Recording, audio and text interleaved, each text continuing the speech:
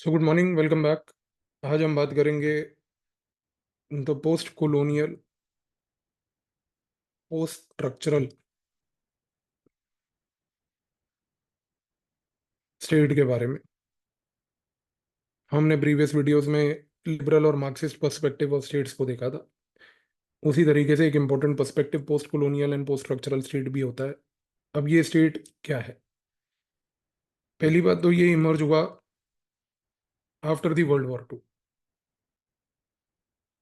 वो इसलिए भी हुआ आफ्टर द वर्ल्ड वॉर 2 क्योंकि जब वर्ल्ड वॉर 2 खत्म हुई तब वर्ल्ड में डीकोलोनाइजेशन हुआ। इस डीकोलोनाइजेशन की वजह से क्या हुआ कि पोस्ट कॉलोनियल स्टेट्स इमर्ज हुए। एशिया और अफ्रीका में बहुत सारी कंट्रीज का पहले कॉलोनाइजेशन हुआ।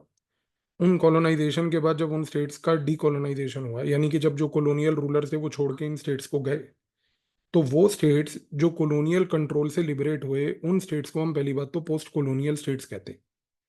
अब ये जो पोस्ट कॉलोनियल स्टेट्स थे, इन पोस्ट कॉलोनियल स्टेट्स में क्या हुआ? इन पोस्ट कॉलोनियल स्टेट्स में सबसे पहली चीज तो ये हुई कि यहाँ पर जो वेस्टर्न कॉन्स्ट्रक्ट ऑफ स्टेट था,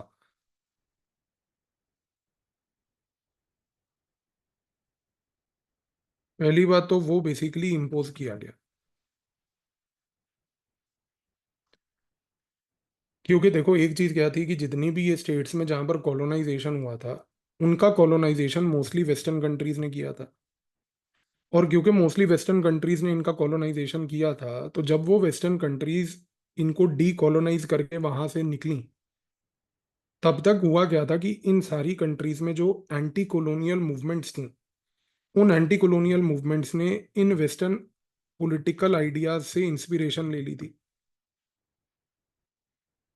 और हुआ क्या कि जब ये कॉलोनियल पावर्स छोड़ के गए, तो ये पूरा का पूरा जो वेस्टर्न लेवल पर पॉलिटिकल आइडियाज थे उन कंट्रीज में कि एक लेजिस्लेचर होना चाहिए, एक एग्जीक्यूटिव होनी चाहिए, एक जुडिशरी होनी चाहिए, मॉडर्न तरीके से हमारे को लिबर्टी देनी है लोगों को, वो सब चीजें पहली बात तो इन स्टेट्स में इम्पोज की गई।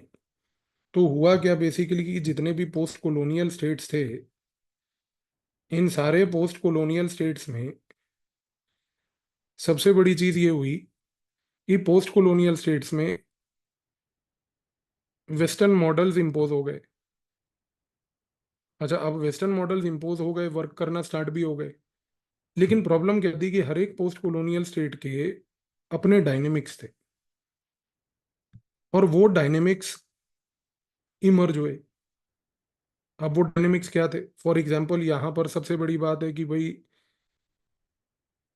कास्ट एक डायनेमिक था, क्लास एक डायनेमिक था, इस तरीके से लोकल पेट्रोनेज नेटवर्क्स होते थे, वो एक डायनेमिक था, एथनिसिटी एक डायनेमिक थी। क्योंकि ये सारी सोसाइटीज कुछ ऐसी थी जो बड़ी डाइवर्स थी। तो इन डाइवर्स सोसाइटीज में क्या हुआ कि ये जितने भी इनके अपने लोकल डायनेमिक्स थे, ये जो लोकल डायनेमिक्स जिनको हम बोलते हैं, ये सारे के सारे लोकल डायनेमिक्स पहली बात तो इमर्ज करे। अब देखो कितनी बड़ी अजीब सी चीज हो गई। अजीब सी चीज इसलिए हो गई कि एक जगह पर वेस्टर्न मॉडल्स को यहाँ पर अपनाया जा रहा था, जो कि वेस्टर्न मॉडल्स अगर आप ध्यान से ऑब्जर्व करो कि वो आ रहे थे ऊपर से, टॉप डाउन अप्रोच के तहत ऊपर से इम्पोज किए जा रहे थे। और हो क्या रहा था कि इन सोसाइटीज में लोकल डायनेमिक्स नीचे से इमर्ज कर रहे थे, सोसाइटी से वो जा रहे थे बॉटम अप इमर्ज कर रहे थे। तो एक जगह पर ऊपर से जब वेस्टर्न मॉडल्स आ रहे थे, एक जगह पर नीचे से जब लोकल डायनेमिक्स इमर्ज कर रहे थे, तो इसकी वजह से इवेंचुअली हुआ क्या? इसकी वजह से यहाँ पर ये हुआ कि पहली बात तो यहाँ पर बने कॉन्ट्राडिक्टरी स्टेट्स। तो पोस्ट कॉलोनियल स्टेट्स का सबसे बड़ा फीचर पहला क्या है कि देवर कॉन्ट्राडिक्टरी स्टेट्स। कॉन्ट्राडिक्टरी स्टेट्स क्यों थे? क्योंकि यहाँ पर एक वेस्टर्न फॉरेन इम्पोज्ड मॉडल बाहर से आ रहा था, लोकल डायनेमिक्स अंदर से आ रहे थे। और उनका कहीं ना कहीं एक इंटरेक्शन और इंटरप्ले हो रहा था। तो उसकी वजह से एक कॉन्ट्राडिक्शन पैदा हुआ। इस कॉन्ट्राडिक्शन का कॉन्सिक्वेंस क्या हुआ? कॉन्सिक्वेंस ये हुआ कि इन स्टेट्स में, इन जो पोस्ट कॉलोनियल कंट्रीज थी, इन पोस्ट कॉलोनियल कंट्रीज में अगर हम देखें, तो सबसे पहला इसका कॉन्सिक्वेंस ये हुआ कि यहाँ पर स्टेट इमर्ज हुआ, नेशन इमर्ज नहीं हुआ। इसका क्या मतलब है? आपको याद होगा कि जब हमने अभी थ्योरीज ऑफ स्टेट की क्लास ली थी, और उसका जो मैंने पहली आपको लेक्चर में समझाई थी चीजें, मैंने आपको उस समय क्या बात बताई? मैंने आपको ये बताई कि स्टेट जो है वो एक परमानेंट इंस्टीट्यूशन है, लॉन्ग लास्टिंग इंस्टीट्यूशन है। यहाँ पर क्या हुआ कि वेस्टर्न मॉडल के आने से वो स्टेट एज एन इंस्टीट्यूशन तो क्रिएट हो गया, पर यहाँ पर नेशन इमर्ज नहीं हुआ। नेशन क्या था? एक शेयर्ड फीलिंग जो लोगों के बीच में थी, जो एक दूसरे को बाउंड करती थी। वो जो शेयर्ड फीलिंग थी जिसकी वजह से लोग एक दूसरे के साथ बाउंड होते थे, वो इमर्ज क्यों नहीं हुई? वो इमर्ज इसलिए नहीं हुई क्योंकि यहाँ पर ये जो लोकल डायनेमिक्स नीचे से इमर्ज कर रहे थे, जिसमें ये सारे फैक्टर्स थे, कास्ट, क्लास, एथनिसिटी, इनकी वजह से पावर जो है वो यूनिफाई नहीं हो पाई। आप समझ रहे हो इस चीज को? पावर जो है, क्योंकि अलग अलग कास्ट और क्लास और एथनिसिटी के ग्रुप्स में बटी हुई थी, तो वो जो एक कॉमन यूनिफाइड नेशनल लेवल की फीलिंग थी कि हम सारे एक नेशन का हिस्सा हैं, हम सारे अपने अपने कल्चर्स डिस्टिंक्ट होने के बावजूद भी एक सिंगल नेशन का हिस्सा हैं, वो सिंगल नेशन की फीलिंग नहीं आई। इसी रीजन से हमने क्या बोला कि यहाँ पर नेशन इसलिए नहीं इमर्ज हुआ क्योंकि societies were divided into parochialism. Parochialism का क्या मतलब हुआ कि they were basically divided amongst local identities like caste, class, ethnicity. हमें ये ऑब्जेक्टिव होना चाहिए था कि जब एक स्टेट आ गया जो एक लॉन्ग लास्टिंग परमानेंट एंटिटी है, तो हमारा ऑब्जेक्टिव ये होना चाहिए था कि उसके बाद एक नेशन इमर्ज करता। नेशन कब इमर्ज करता? वो तब इमर्ज करता जब लोग अपने कास्ट, क्लास, एथनिसिटी से उठकर एक कॉमन नेशनल आइडेंटिटी की ओर बढ़ते। क्या वो हुआ? नहीं हुआ। आज भी इंडिया में आप देखो, क्या इंडिया में लोग अपने कास्ट, क्लास, एथनिसिटी को छोड़ पा रहे हैं? नहीं छोड़ पा रहे। क्या आज कास्ट, क्लास, एथनिसिटी से उठकर एक नेशनल लेवल पर यूनिफाई हो पा रहे हैं? नहीं हो पा रहे।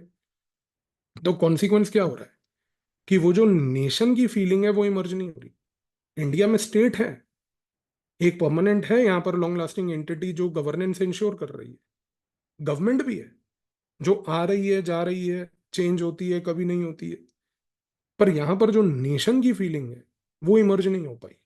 तो इन कंट्रीज में क्या हुआ इवेंचुअली? पोस्ट कॉलोनियल कंट्रीज में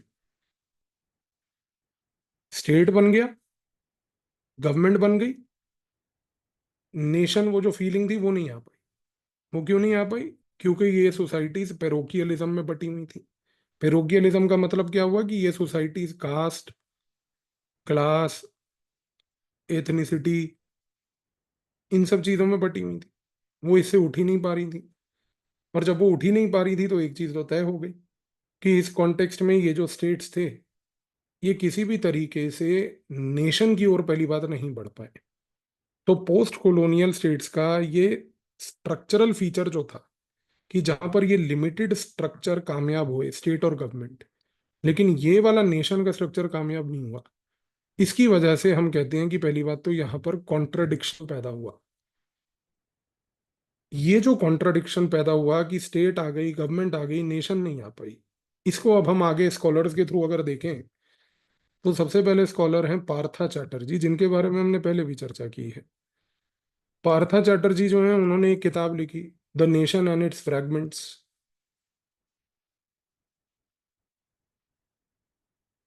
अच्छा, पार्था चैटर्जी की ये जो किताब है, इस किताब में उन्होंने क्या बोला?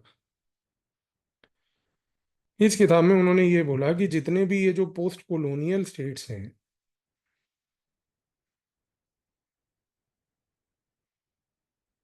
इनमें हुआ क्या है कि जितनी भी ब्यूरोक्रेसी है और जो पॉपुलेशन है, उसके बीच का रिलेशन जानना बड़ा आवश्यक है। उन्होंने कहा कि पोस्ट कॉलोनियल स्टेट्स में इशू क्या हुआ कि जो पॉपुलेशन है यहाँ की, यानी कि यहाँ पर जो लोग रहते हैं, उन पॉपुलेशन को पहली बात तो इन पोस्ट कॉलोनियल स्टेट्स ने कभी भी सिटीजन्स के नजरिए से नहीं देखा। पोस्ट कॉलोनियल स्टेट्स ने पॉपुलेशन को हमेशा जो है सब्जेक्ट्स के नजरिए से देखा है। अब ये फर्क क्या है? फर्क ये है कि पार्था चैटर्जी कहते हैं कि भाई पोस्ट कॉलोनियल जो स्टेट्स बने जिसमें ये कॉन्ट्राडिक्शन था, और कॉन्ट्राडिक्शन क्या था ये जरूर याद रखिएगा, जो मैंने अभी आपको समझाया कि गवर्नमेंट बन गई, स्टेट बन गया, बट नेशन नहीं बना। और वो नेशन इसलिए नहीं बना क्योंकि यहाँ पर जो लोग थे वो कास्ट क्लास एथनिसिटी में बटे हुए थे। तो इस बंटवारे का फायदा जो है वो गवर्नमेंट्स ने उठाया। वो गवर्नमेंट्स ने कैसे उठाया कि गवर्नमेंट्स ने इन पॉपुलेशन को कभी सिटीजन के नजरिए से नहीं देखा। यानी कि कभी इस नजरिए से नहीं देखा कि हम इनके साथ डेमोक्रेटिकली एंगेज करके डेमोक्रेसी को डीपन करें, कि इनको बेसिकली हम जो है लोगों को इम्पावर करें। गवर्नमेंट्स ने हमेशा ये देखा कि ये सब्जेक्ट्स हैं, ये बेसिकली कुछ नहीं बल्कि नंबर्स हैं, और इन नंबर्स का फायदा उठा के हमें बेसिकली क्या है वोट्स प्राप्त करने हैं, और वोट्स प्राप्त करके केवल सत्ता यानी कि पावर में आना है।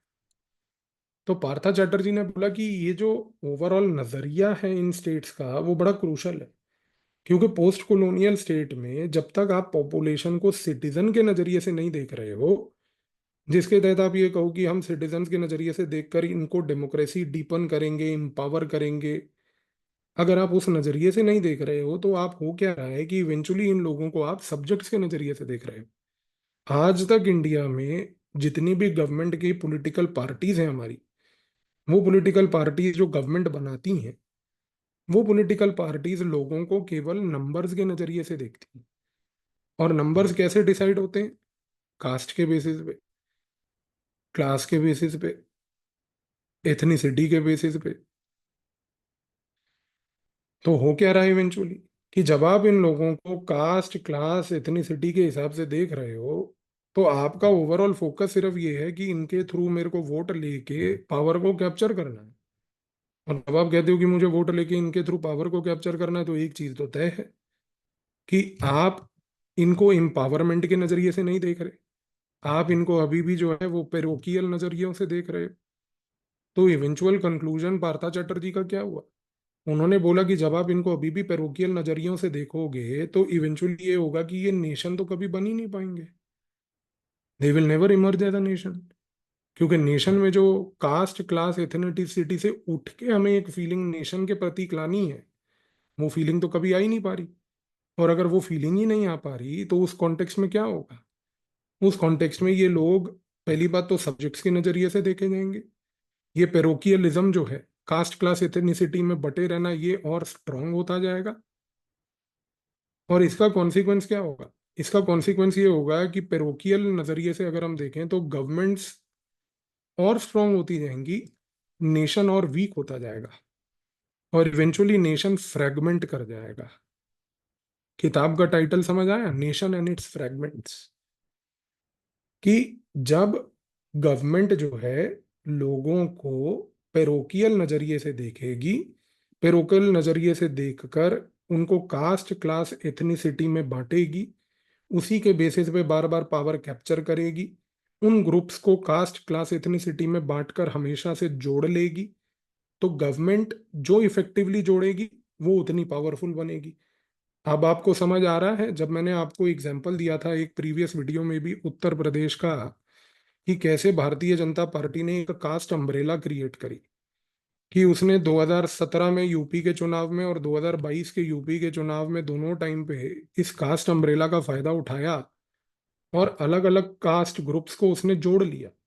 इससे क्या हुआ कि आप देखो कि 2017 और 2022 में एक स्ट्रॉन्ग बीजेपी की government with high numerical majority दोनों टाइम यूपी के स्टेट लेजिस्लेटिव असेंबली में आई।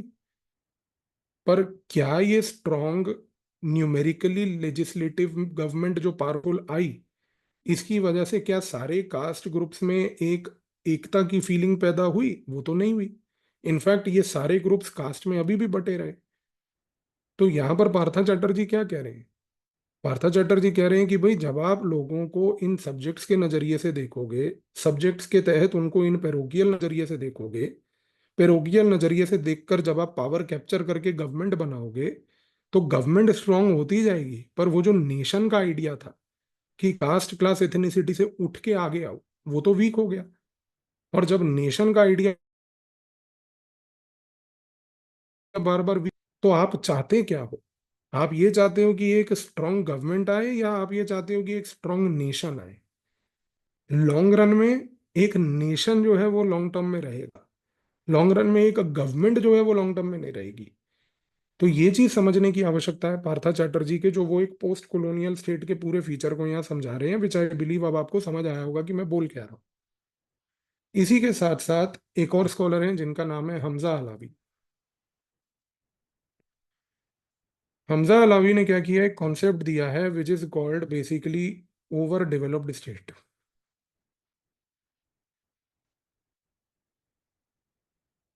अच्छा, ये कॉन्सेप्ट क्या है? ये कॉन्सेप्ट बड़ा सिंपल है। हमजा अलावी कहते हैं कि जो पोस्ट कॉलोनियल स्टेट्स थे, इन सारे स्टेट्स में एक प्रॉब्लम ये हुई कि जब कॉलोनियल पावर यहाँ पे रूल कर रही थी, तो वो कॉलोनियल पावर ने क्या किया था, एक स्ट्रॉन्ग ब्यूरोक्रेसी बनाई थी।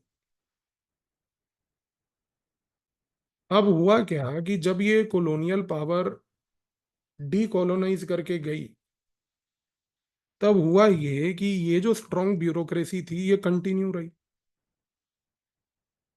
और ये स्ट्रॉन्ग ब्यूरोक्रेसी अब ऑपरेट करने लग गई डीकोलोनाइजेशन के बाद एक कॉन्स्टिट्यूशन के अंडर। अब इस कॉन्स्टिट्यूशन के तहत उसको कनेक्ट पीपल से बनाना था, पर वो पीपल से कनेक्ट नहीं बना पाई, क्योंकि ये स्ट्रॉन्ग ब्यूरोक्रेसी इतनी लार्ज हो गई, इतनी ओवर डेवलप्ड हो गई, इतनी बड़ी हो गई कि ये पीपल से कनेक्ट ही कंप्लीटली भूल गई। कॉलोनियल रूलर्स जब थे, तो उनका उस समय ऑब्जेक्टिव ये था कि ब्यूरोक्रेसी का प्रयोग करके लोगों को कंट्रोल किया जाए। कॉलोनियल रूलर जब चले गए, तो उनके जाने के बाद जब इन देशों में संविधान यानी कि कॉन्स्टिट्यूशन बना, तो कॉन्स्टिट्यूशन के तहत ऑब्जेक्टिव ये था कि कॉन्स्टिट्यूशन जो है उसके तहत ब्यूरोक्रेसी लोगों को मदद करेगी, लोगों की प्रॉब्लम्स को एलिवेट करेगी, लोगों के चैलेंजेस इश्यूज को मिटिगेट करेगी। पर वो चीज इसलिए नहीं हुई क्योंकि कॉलोनियल टाइम के दौरान जब ब्यूरोक्रेसी का ऑब्जेक्टिव कंट्रोल करना था, तो ब्यूरोक्रेसी उस समय इतनी बड़ी हो गई थी और इतनी कंट्रोलिंग हो गई थी, इतनी डोमिनेटिंग हो गई थी कि जब डीकोलोनाइजेशन हुआ, जब नई कॉन्स्टिट्यूशन आई, उसके बावजूद भी इस ब्यूरोक्रेसी के थिंकिंग में कोई बदलाव नहीं आया, क्योंकि वही ब्यूरोक्रेसी डीकोलोनाइजेशन के बाद भी अपनाई गई। तो कॉन्स्टिट्यूशनली वो ब्यूरोक्रेसी लोगों के वेलफेयर के प्रति काम करने में नाकाम रही, और ये ब्यूरोक्रेसी इतनी ओवर डेवलप हो गई कि इसका कनेक्ट लोगों के साथ टूट गया। कनेक्ट लोगों के साथ टूट गया तो इसकी वजह से क्या हुआ कि ब्यूरोक्रेसी और कंट्रोलिंग बन गई, ब्यूरोक्रेसी जो है और डोमिनेटिंग बन गई, क्योंकि वो न्यूमेरिकली भी इतनी पावरफुल थी, बड़ी थी, प्लस ऑब्वियसली उसके पास पावर था, और इसकी वजह से लोगों का वेलफेयर अफेक्ट हो गया। तो यहाँ पर हमजा अलावी का ये जो कॉन्सेप्ट है ओवर डेवलप्ड स्टेट, ये क्या है? ये ओवर डेवलप्ड स्टेट एक ऐसा स्टेट है जो इनहेरिट किया गया, और इनहेरिट करने के बाद वो ओवर डेवलप्ड स्टेट वैसे का वैसे ही चलता रहा। और वो ओवर डेवलप्ड स्टेट जब वैसे का वैसे चलता रहा, तो एक चीज तो तय हो गई कि ये ओवर डेवलप्ड स्टेट ने किसी भी तरीके से मदद नहीं करी यहाँ पर लोगों के वेलफेयर की। तो पोस्ट कॉलोनियल स्टेट में ये एक और कॉन्ट्रडिक्शन पैदा हो गया। इसी पॉइंट को आगे जो है जोएल मिगडल ने डेवलप किया। इनके बारे में भी हम चर्चा पहले कर चुके हैं। तो जोएल मिगडल ने क्या बात बोली यहाँ पर? जोएल मिगडल ने एक बात ये बोली जिसका नाम है स्टेट इन सोसाइटी अप्रोच। अब ये बड़ा एक इंटरेस्टिंग पर्सपेक्टिव है। जोएल मिगडल ने ये बात बोली कि देखो, जो पोस्ट कॉलोनियल स्टेट्स है ना, इनमें एक बड़ा पेक्यूलियर फीचर है। फीचर ये है कि यहाँ पर स्टेट जो है वो बॉस नहीं है, बल्कि स्टेट जो है वो सोसाइटी में अलग अलग प्रकार के जो सोशल ग्रुप्स हैं, caste, ethnicity, class, religious groups, tribal groups etcetera, इनके साथ एंगेज करके बार बार जो है पावर को नेगोशिएट करता है। अब ये एक नया पर्सपेक्टिव है। सो जोल मिगडल कहता है कि देखो, स्टेट इन सोसाइटी अप्रोच समझने की आवश्यकता है। वो कहते हैं कि जो पोस्ट कॉलोनियल स्टेट होते हैं उसमें जो स्टेट है ना, वो कोई बॉस नहीं है। स्टेट इनफैक्ट कॉन्स्टेंटली पावर को नेगोशिएट कर रहा है सोशल ग्रुप्स के साथ। और वो सोशल ग्रुप्स होते हैं कास्ट, एथनिसिटी, क्लास, रिलीजियस और ट्राइबल्स के। जोल मिगडल कहता है कि कोई भी सोसाइटी में, पोस्ट कॉलोनियल सोसाइटी में, अगर स्टेट पावर को कैप्चर करती है तो वो पावर को कैप्चर करने के लिए उसको इन सोशल ग्रुप्स के साथ बार बार नेगोशिएट करना पड़ता है। तो अगर आपको पोस्ट कॉलोनियल स्टेट्स में इन स्टेट्स की फंक्शनिंग को समझना है, तो आप इन फंक्शनिंग को समझने के लिए इन सोशल ग्रुप्स के नेगोशिएशन को समझिए। आप ये समझिए कि ये नेगोशिएट कैसे कर रहे हैं सोसाइटी में स्टेट के साथ। आप ये मत समझिए कि स्टेट क्या कर रहा है, क्योंकि अभी तक देखो पोस्ट कॉलोनियल पर्सपेक्टिव में जितने स्कॉलर्स हमने बात करे, वो सारे के सारे स्कॉलर्स क्या बात कर रहे थे, वो एक ही बात कर रहे थे कि देखो स्टेट पावरफुल है, स्टेट बड़ा ओवर डेवलप्ड है, स्टेट बहुत बड़ा है। जोल मिगडल ने थोड़ा सा एक नया पर्सपेक्टिव दिया। उसने कहा कि यहाँ पर ना स्टेट का और सोशल ग्रुप्स का एक इंटरप्ले है। इस इंटरप्ले में जो सोशल ग्रुप्स हैं वो पावर को बार बार नेगोशिएट करते हैं। इनफैक्ट जोल मिगडल ने ये बात भी बोली कि ये जो सोशल ग्रुप्स हैं, ये सोशल ग्रुप्स ही सबसे ज्यादा की डिसाइडिंग फैक्टर है। यही इवेंचुअली डिसाइड करते हैं कि स्टेट में कौन पावर में आएगा या कौन पावर में नहीं आएगा। तो इस कॉन्टेक्स्ट में अगर आप आज की डेट में समझना चाहते हो कि स्टेट कैसे फंक्शन कर रहा है, तो स्टेट की फंक्शनिंग को समझने के बजाय सोशल ग्रुप्स की फंक्शनिंग को समझो। ये समझो कि कैसे ये सोशल ग्रुप्स नेगोशिएट करते हैं, किन बातों पे चर्चा करते हैं, क्या इनके इनपुट्स होते हैं, इन इनपुट्स को कैसे जो है स्टेट आउटपुट के तहत एक पॉलिसी बना के देता है या प्रॉमिस करता है कि हम देंगे। क्योंकि जब आप इसको इस नजरिए से देखोगे तब आपको ये चीज समझ आएगी। जोल मिगडल कहता है कि कैसे इन पोस्ट कॉलोनियल स्टेट्स में स्टेट पावर को सस्टेन कर पा रहा है। तो ये जितने भी पर्सपेक्टिव्स हमने देखे पोस्ट कॉलोनियल वाले, आई बिलीव कि इसके बाद आपको post colonial perspective with scholars अब बिल्कुल अच्छे तरीके से क्लियर हो गया होगा। तो मिलते हैं नेक्स्ट क्लास में नेक्स्ट वीडियो के साथ। Thank you.